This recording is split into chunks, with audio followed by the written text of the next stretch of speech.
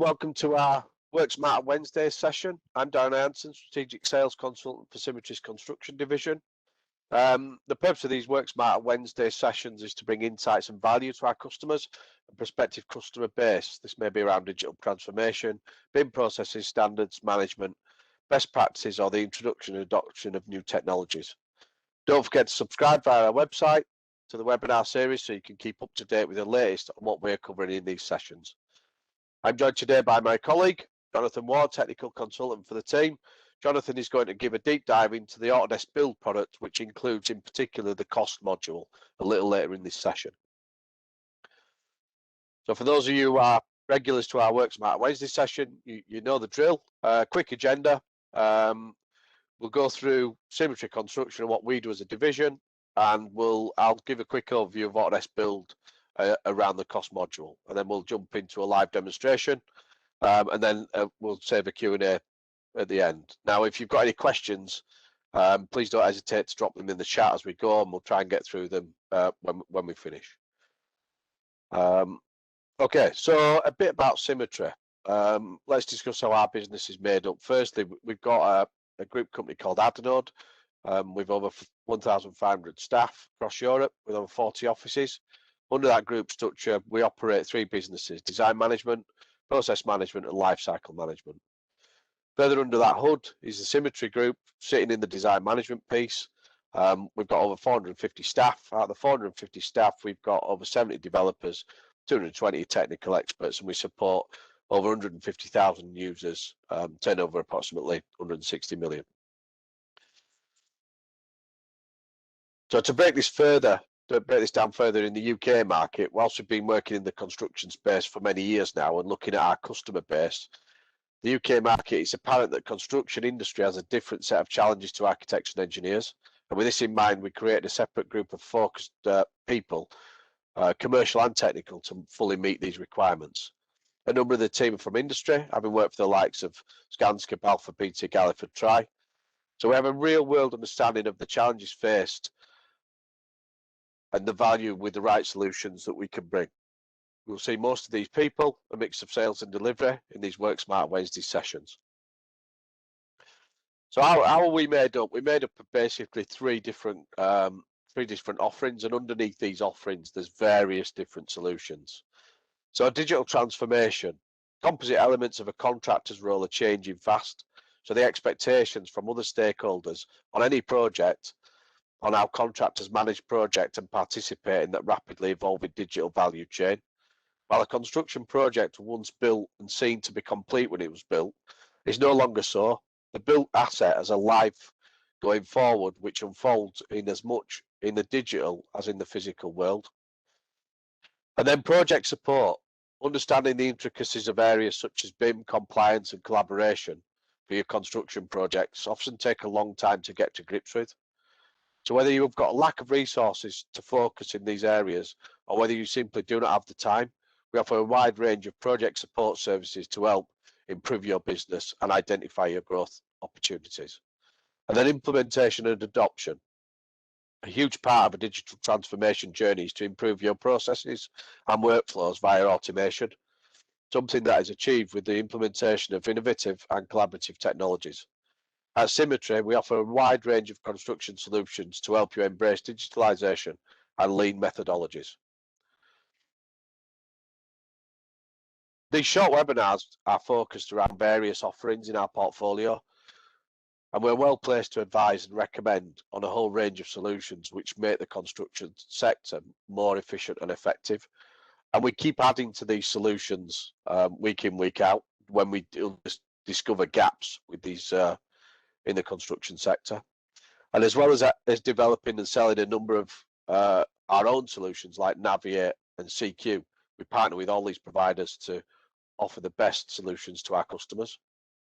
So that's a little bit about us. Now, if we jump into what we're here for today, we're going to talk about Autodesk cost really, but that's included in the build component. I'll jump into details around how that is made up in a second.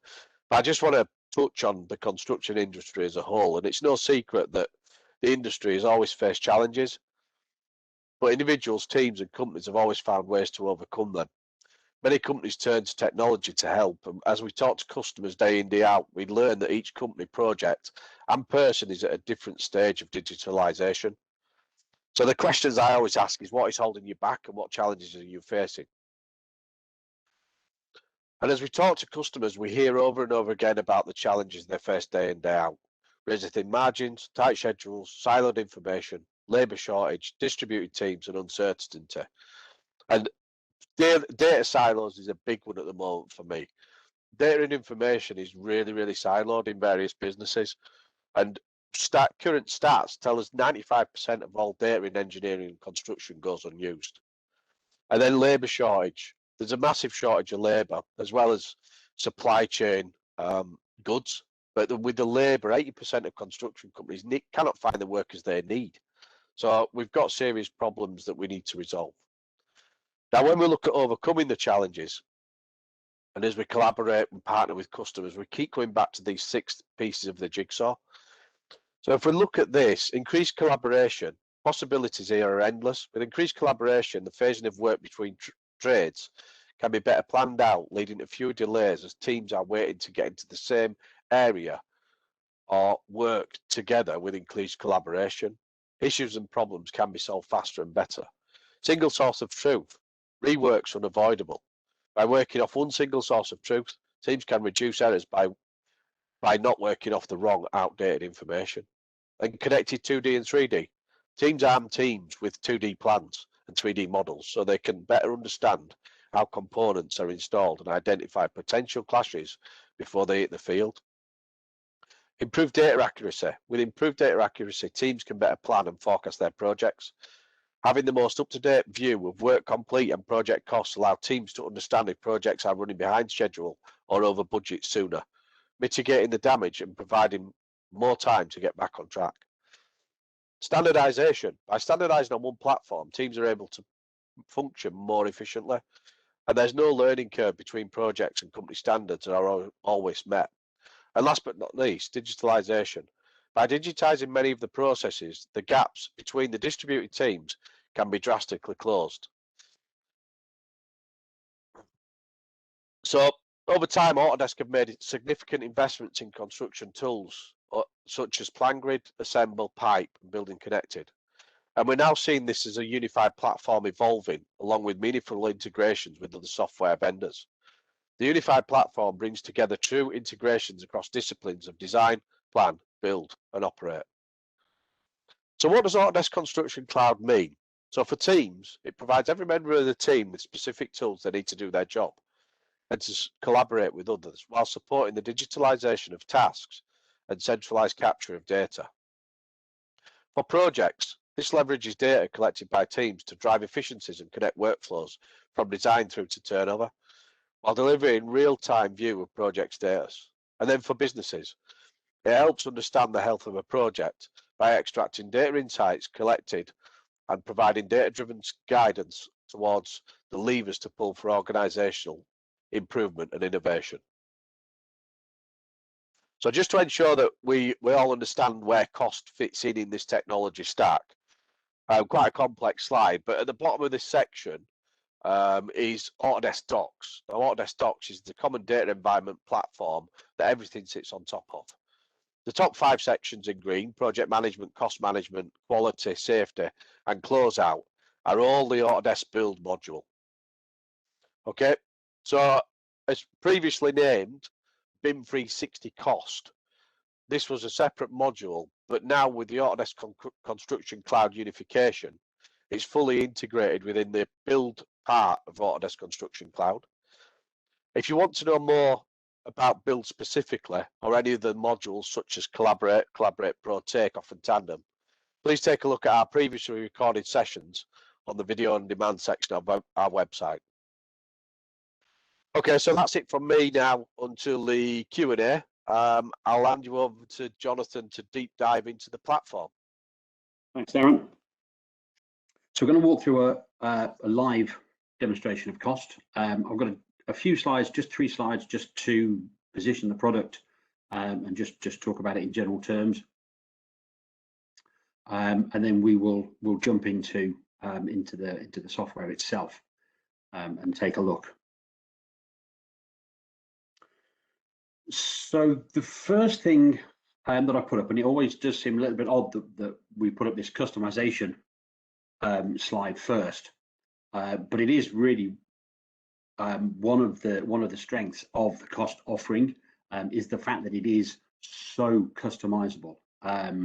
Almost every aspect of what you're going to see in the next 35 minutes is customizable. That includes turning things on and off, aspects of the software that we don't need to use, changing the order in which we see them, changing how those individual items are actually presented to us. So my setup is pretty much what we call out of the box. So you'll see potential change orders, requests for change. You'll see all of these terms within there. All of those can be customized by us, and I will jump into the settings just for 5 or 10 minutes and just walk through some of those major changes that we could make. So the first aspect of cost, what the software encompasses is first of all cost management and then change management. These are the two main areas, these initial areas that we're going to talk about. Within cost management, we're going to look at budget and contracts, and then we'll look into payment applications. Now, when we talk about budget in this aspect, we're talking about the money that you have to complete the project. You'll see in the following slide, it's normally positioned around the main contractor, subcontractors, and then the client. But really, it's applicable to anyone that has a particular budget, a set of money that we're allowed to use to create this particular project, and then we procure services and goods in order to deliver that. And that's really what we mean by that. So the budget, the money that we have, the contracts, how we're going to procure those goods and services that we need. And we can manage the complete gamut of operations there, including links into ERP and accounting systems. And then we also then, around that, we manage payment applications. So payment applications from our subcontractors to ourselves, and our own payment applications to our client. So the next major part then is change management, or variations, if you prefer to think of it that way. Things that occur during the project that affect that budget and affect the cost of delivering that project. And we can work through all of that process. You see, we start, these are the terms that we use out of the box: potential change orders. We've identified a potential variation, let's say, and we can identify that. We can put approximate values in there, and you'll see that as we go through the demonstration. We can then request information from our suppliers and from subcontractors. We can use the system to generate the request for the change order, the variation request, for example, that we send to the client. We can use that then to process all of that incoming information and to say that it's been approved, and then we can use the system to generate at the final end of that our supplier change orders, where we can change the contract and allow extra money for the subcontract works. So we can work through all of those individual parts. And then the payment applications, as I alluded to, the cost payment applications, in other words, applications made to ourselves for payment for services and goods, and then our own payment applications that are made to our client. And you can see, as I said, we generally position it as contractor, subcontractor, and owner. But as I said, it really applies to anyone that, as I said, has a sum of money to complete the project, and we procure goods and services in order to accomplish that. The software is really applicable to all of those circumstances.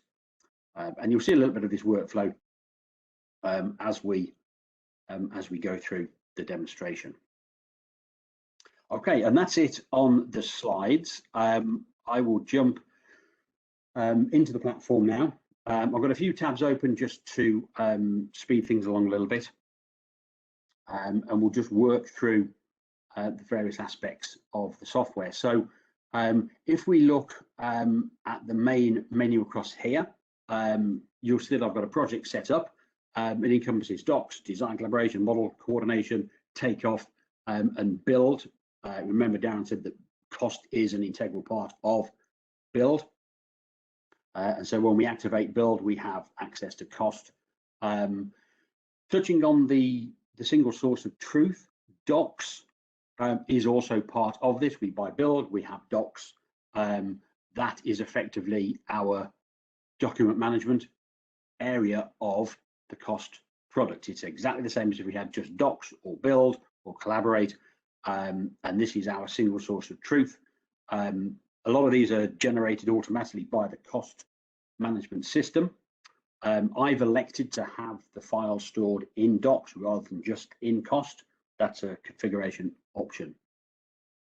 But that kind of joins everything together. So everything is within our common data environment. So when we look at the cost product, we have these 4 main tabs that we will work through. Forecast is pretty much brand new. I won't be talking about it specifically, but we'll touch on it. So we have an income section, our budget, and then our main contract. In other words, how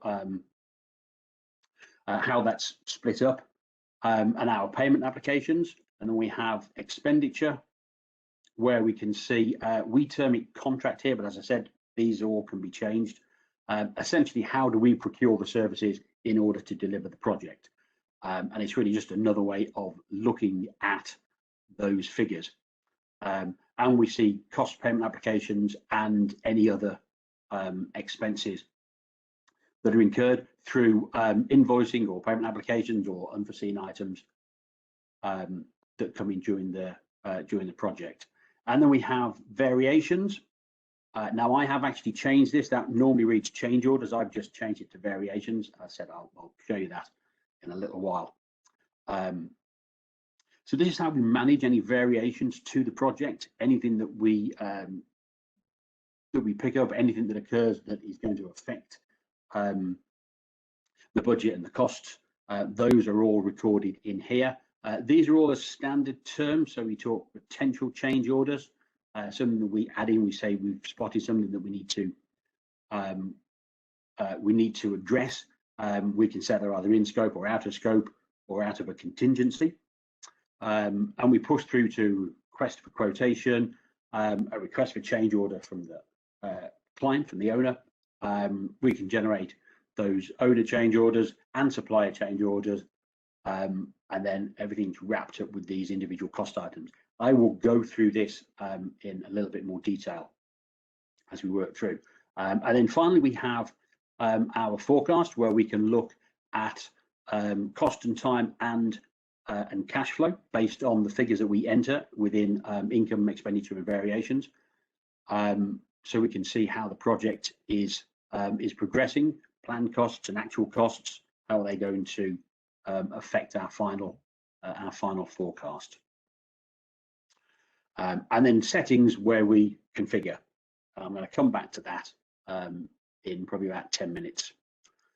So we'll spend a little bit of time now on each of those individual sections. So income, expenditure, variations, and we'll just work through the product and what it can offer you. So when we first look at our cost management area and we look at our income, we can see budget, main contract, and budget payment application. I said again, I'll come back to these in a little while. The main budget screen is essentially initially a read-only, after we've configured it, a read-only view of our budget for the project. We can see our budget codes. I'll talk you through some of the configuration options around that. We don't limit that. We just makes the makes it easier to link into ERP and accounting systems. We've got our budget name, and then we've got the supplier contract. How are we going to procure those goods and services? I've got a couple missing here that I will take care of in a moment or two. So when we look at this, we can see our income. So what are we going to get paid, broken down by our budget code. We can see internal transfers. We can see approved change orders where we've highlighted something maybe wasn't covered in the original budget or the original contract, and we're given extra money to complete those that part of the project. And that rolls up then into our revised budget. Now it's really quite nice. As I hover over that, you can probably see just that little pop-up that shows effectively the calculation to get to that column. You'll see when we get to the configuration options, we can also change the order and the actual columns themselves that we present to ourselves. So then we've got our pending change orders, things that we have identified that haven't gone through the full approval process at the moment, and then that rolls up then into our projected budget. We can then see expenditure. So we can see what we've originally committed to, and then again all of the changes that can occur to that through change orders, any reserves that we add in. We can make a reserve if we think we're going to overspend on something.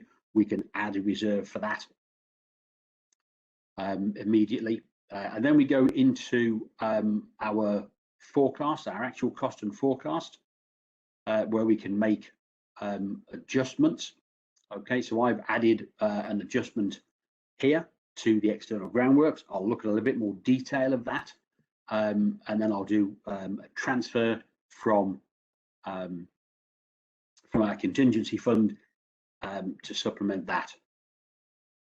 And then we see our variances based on obviously our budget less variances and forecast adjustments. And then drawing in from the payment applications, we can see the percentage complete of these individual items within the budget and how that rolls up overall. Now, the way in which this is presented is really down to ourselves. This is the default view. This is what you'll get when you first set up the product.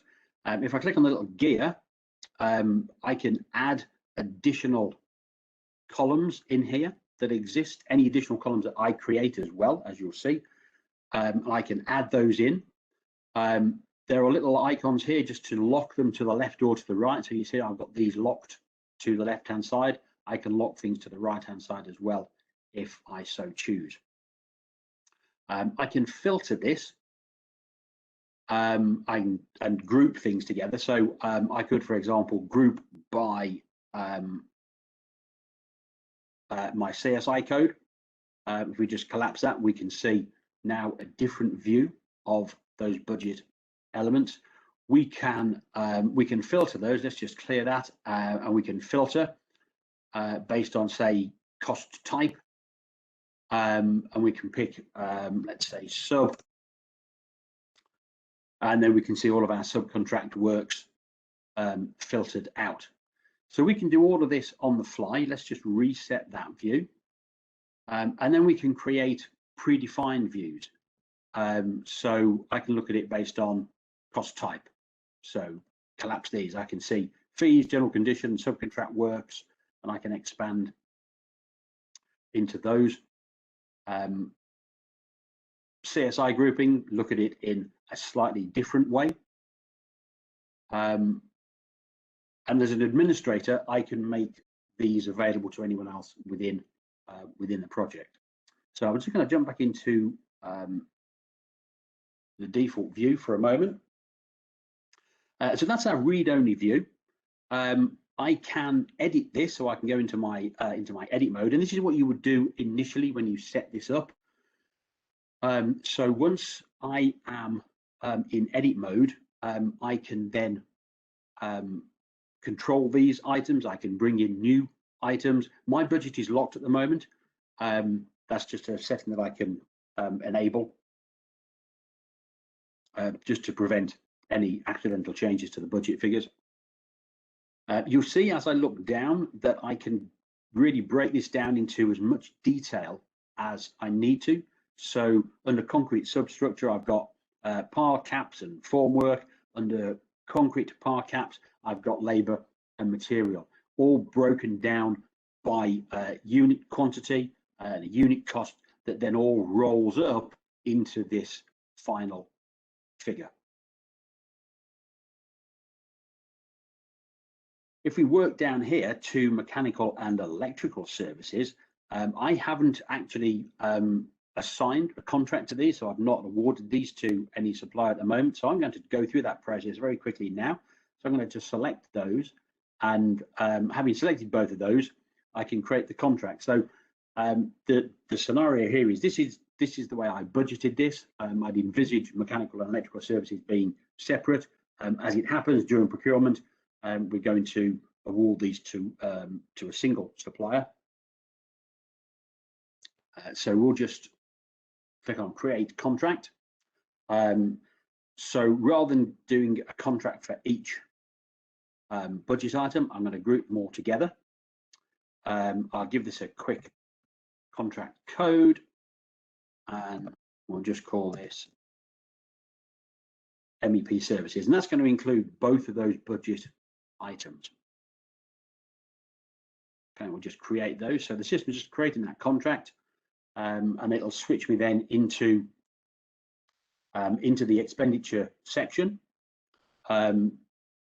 That's where this this contract lives. So if we just work down here, so here we've got MEP Services. So I'm going to just select this. Now, when you select items, you get this flyout. This is a really nice way of looking at the detail within these individual items. It doesn't collapse automatically. So, for example, if I change, I see all the details based on my current selection. So let's go back to MEP Services. And the first thing I'm going to do is just to nominate the supplier. So I've set these up in the system, and I've set up the contacts that they relate to. Okay, so I've set that up. I can see the schedule of values. These can also be downloaded. Our document packages, I'm going to put those together in just a couple of moments. Just before we do this, there are a couple of, well, one particular thing I need to just point out about cost. So I'm doing this demonstration just as a single user. No one else really has access to the system, and we can run the system that way. So you'll see here there are actually two options. So once I've filled in my supplier details, I've got the option to request supplier input. Now that implies that I'm going to give the supplier access, very limited access, I should say immediately, very limited access to the system where they could provide the information electronically, digitally. If I am using this as I am, as a standalone system, then I can simply set this as pending supplier input. In other words, I'm going to print all of these documents out, send them manually. When I receive the information back, I will input that into the system. It's perfectly fine to work either way. The system allows for both. So I'm going to add in my document package here. So I'm going to generate from my templates. I'll show you these as well. So these are all set up and configured during the project setup. So we'll generate that.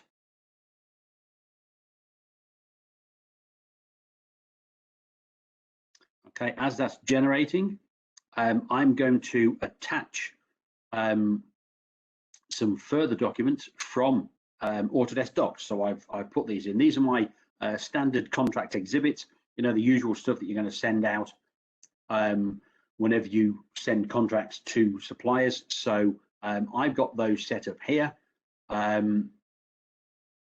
Some document lists, health and safety, project schedule. I'm going to select those and I'm going to add those in.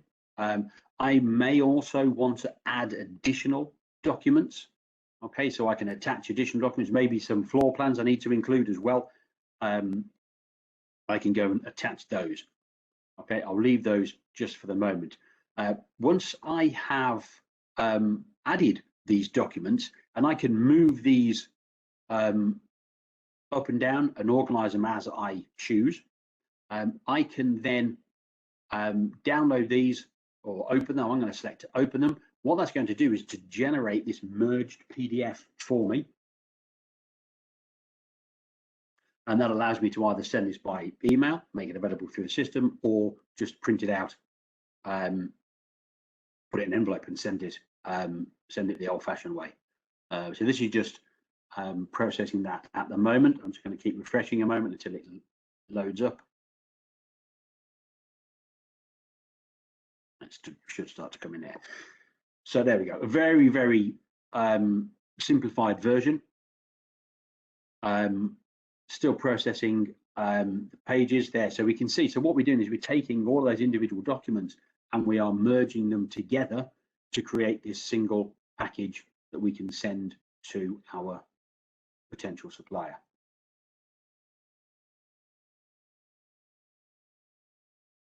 Okay, so we're going to have to jump back out of that. I'm going to jump back into income. That will go through the process. I will request information from the supplier. I'll fill in the values from the supplier as they relate to the budget. But if we jump back into income now, just verifying what time we've got. I don't want to overrun. So we've now added in our MEP services, so we can see that. We can see the commitment that comes back from them, and then we'll see any variances if they say they're going to cost more or less than we have originally budgeted. So one final thing as well on the income side, I have added a forecast adjustment in here. If I just select that item and work down, some of the other information that we'll see in here are actual costs that we've recorded in the system that we can then roll up into our payment applications for the client, and also these forecast adjustments. So I've added in a forecast adjustment here. So there's been additional investigation, and we need to assign another £50,000 of cost in order to cover that. I have contingency as part of the budget. So here's my risk contingency. I can select that. I can do two, if you like, variations of budget transfer. I can do a simple budget transfer, or I can push it through a change order transfer, and that will effectively use these variations to create that approval cycle to say, I need to move from contingency, I need to transfer some money. Works fine both ways. If I just select that, I'm going to transfer from risk contingency into my groundworks. Okay, there we go, and I'll put in 50,000 if I could type. Okay, there we go. So that will create this PCO, this potential change order for this internal work. So I'm going to do that. Okay, and that will bring it up here. So here it is. So it's where is it? Budget transfer. There you go. So we pulled it out of contingency. It's flagged as draft at the moment. There we go. If I set that as open, and then we can start to work through. So I can generate all of these additional variation requests in order to work through this. I can also just jump straight to what we would term a supply change order and manage it that way. And what that gives me is a full audit trail of everything that's happened within that transfer. Okay, so we look back at income, what we should now see when that loads up. So here we go. So we can see our transfer of 50,000 reserves into our external works, and that then starts to affect. Once that goes through and is approved, that will then affect the forecast variance on that budget line item. Okay, so just dipping into expenditure, and I won't spend too much time on this because this is really, almost identical to income. It's just how we're going to spend it. So it's really just a different way of looking at the budget figures and as they relate to the individual contracts. So we can see obviously all the supplier details here. We can see the status. Have we sent them out? We're waiting supplier input. They've been submitted to us, all the way through to yes, we've signed off and we've executed those. And we can see all the change orders, all the variations that relate to those. So where we've got pending orders, we suspect we may have to pay an extra 64,000 for this concrete substructure and frame. I can select that and that will show me the detail. So you can always, where you pointed changes, you can always go and get more detail of these, and we can see how those are built up. Again, I can select that and I will see all of the information that relates to that as well. So I can see all of the detail of the schedule or values, contract packages, document packages that have been sent out, any attachments.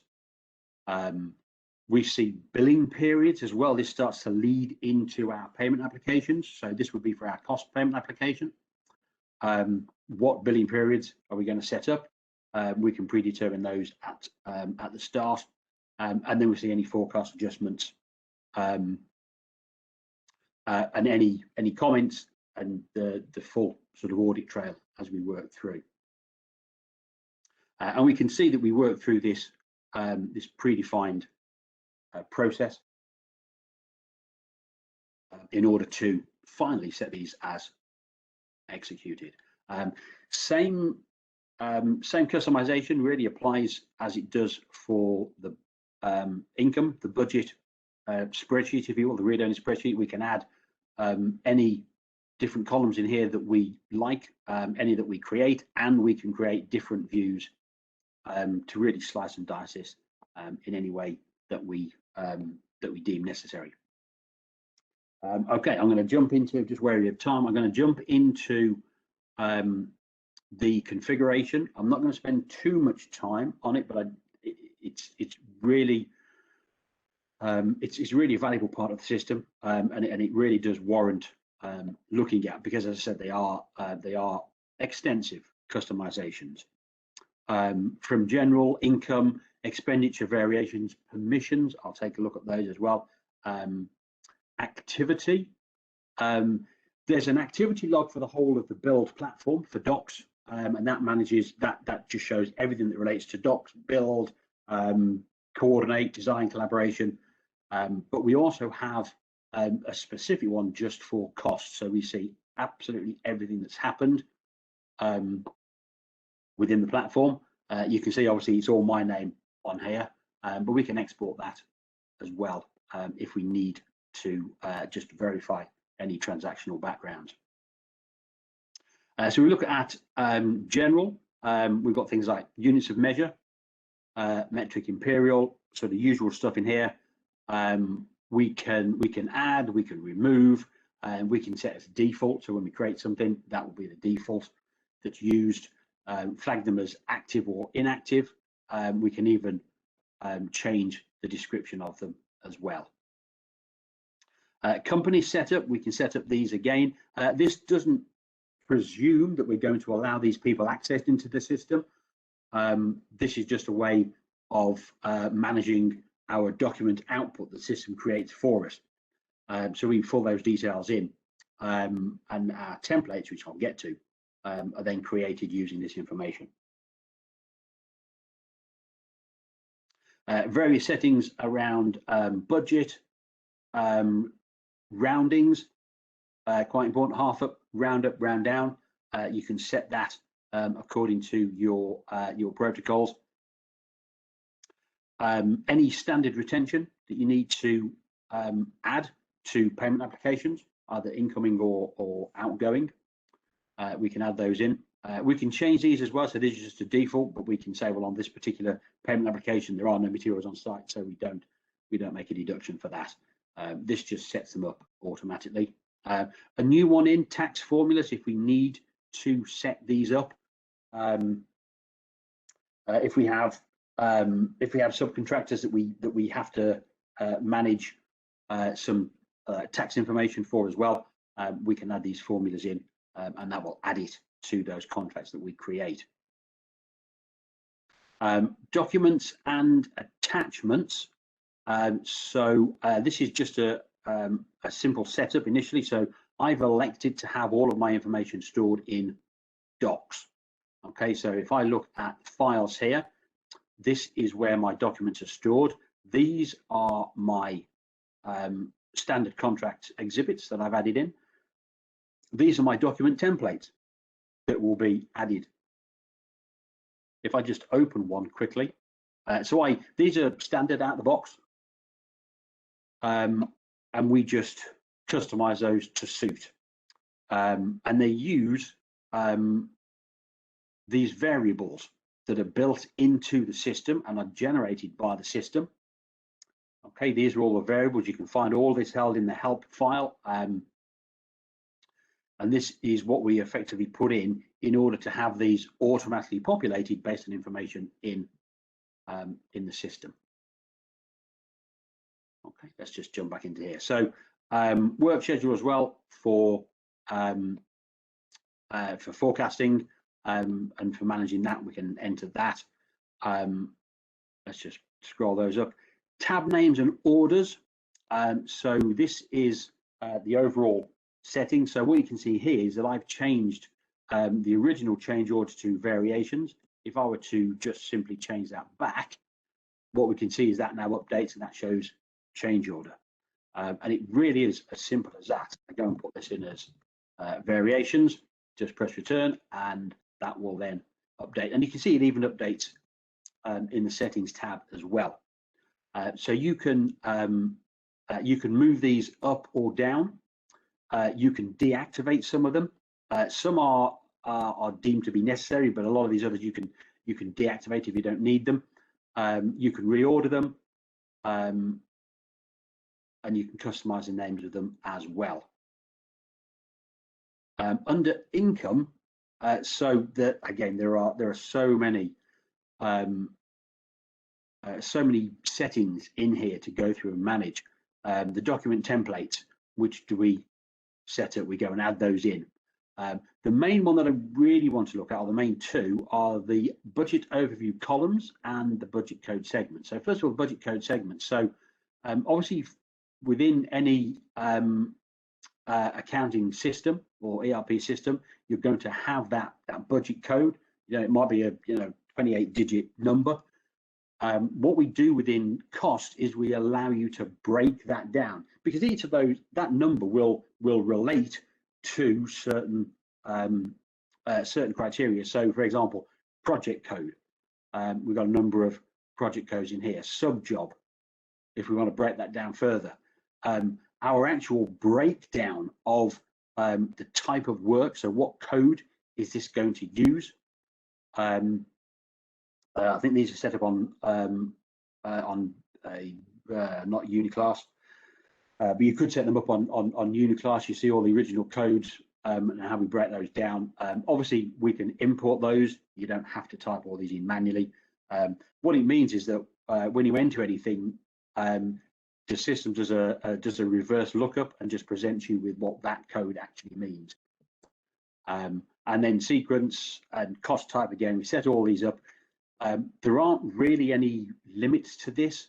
It's really completely open, specifically for the purpose of linking to cost and accounting and ERP systems. The overview columns, if I just click on manage here, so these are the columns that are put into the system by default. So these are our columns, if you like, Autodesk columns, and they are set up to add different fields together, subtract different fields from one another, add them in, and present the value to us. We don't allow you to break any of these, but you can change the position of these. You can choose where they're grouped. Are they grouped as part of income, expenditure, forecast? We can add our own, and we can duplicate. So we can start with one and we can add something else. If we need to make a percentage reduction on this, then we can create our own columns in order to do that. Okay, and that's all the way along. I'm not going to go through actually how we do that. Just conscious of the time. I really want to jump onto variations and pay applications. Okay, so I'm going to cancel that. Expenditure, same sort of thing here. Overview columns, same as for income. We can make changes there.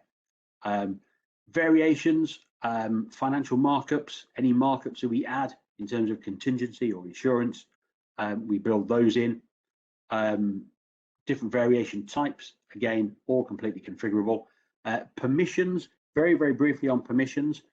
I'm admin, I control absolutely everything. This is completely down to user preference. You can decide whether you want to add people into this. These are my dummy suppliers. I have given them very, very limited access to the system. Only things that relate specifically to their company. Rest assured that the budget is completely off the cards. Okay, there is zero access to that, or the contract, or payment applications, no access to that at all. Only these very specific areas that we allow them to use. And I say, we don't have to. The system works perfectly well without this. We just use it to generate all the documents and manage the system for us. Okay. Variations. Change orders, as they are called by default.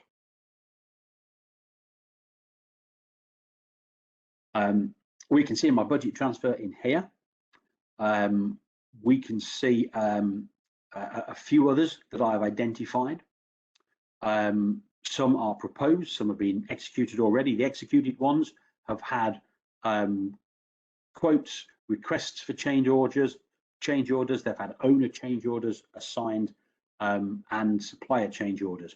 So we piece all of these together. If we look at one of these, let's look at the main entrance extension. I've listed out areas that I need to consider for this. I've added in my markup. So I've identified that, or the client identified they want an extension to the entrance, for example. We add our cost items in here. Those are all listed separately. And we link them to a budget code. So this links into those original budget codes that we created.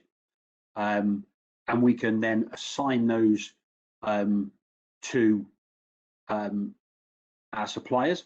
Okay, so these have been assigned to the suppliers. These haven't as yet. We can then fill these in, or we can have them filled in by the supplier as well. You'll see they're all editable. I can just select to fill those in. So I can choose to estimate the values. Maybe when I do a request for change order, I'm going to estimate to the client what we think they're going to cost.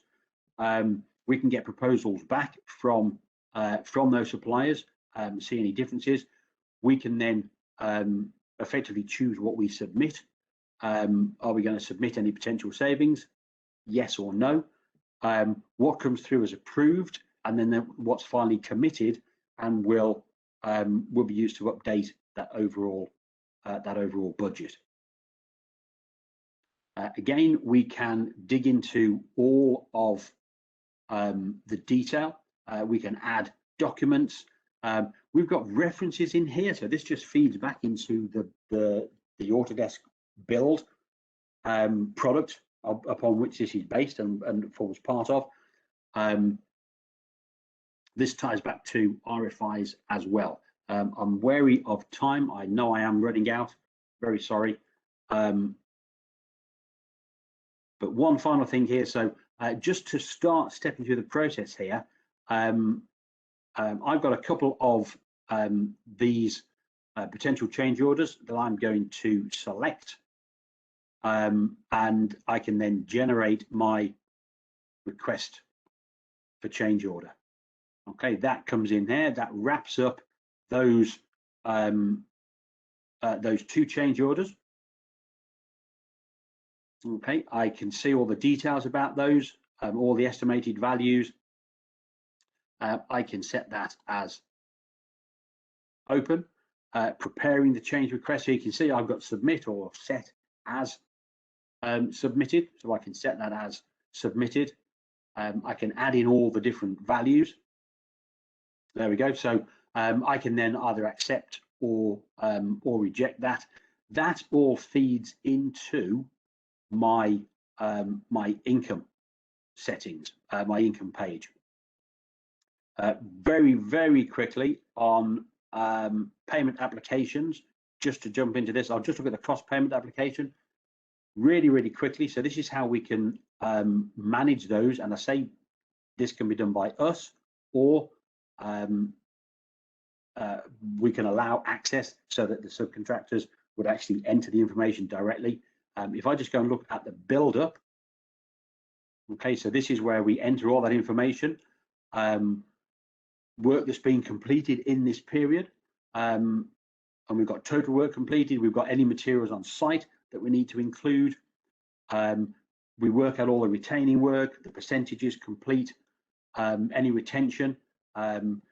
If we need to release retention at the end of the contract, we have that available here as well, so we can say we need to release that retention now. After a certain time, we can add all of that in.